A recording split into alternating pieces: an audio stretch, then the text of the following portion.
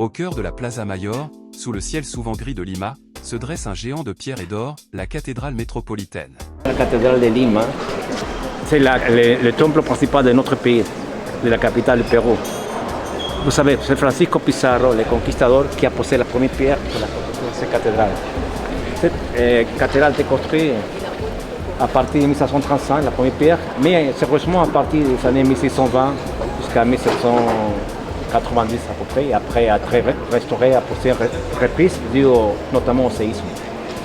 Presque 80% de toute la cathédrale est construite à base de bois. Seulement les portails, la façade est en pierre.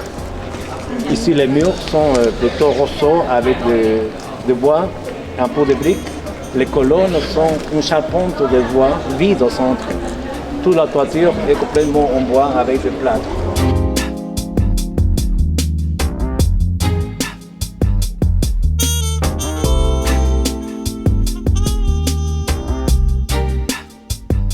Son architecture, à la fois renaissance et baroque, raconte une histoire de grandeur, façade sculptée, chapelle dorée à la feuille, et ce mausolée controversé, celui de Francisco Pizarro, le conquérant enterré ici après un voyage posthume rocambolesque. Nous avons montré la chapelle de Francisco Pizarro. C'était pas un saint, mais c'est un personnage important.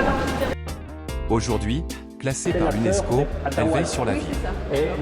Lieu de prière pour les hymnos, décor de couronnement pour les présidents, et étape incontournable pour les papes Jean-Paul II et François VI sont recueillis.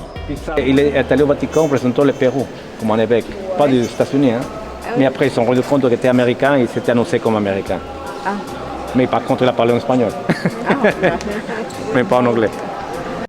Entre ombre et lumière, la cathédrale de Lima reste un miroir brisé de l'histoire péruvienne, où chaque pierre murmure des récits de gloire, de sang et de dévotion.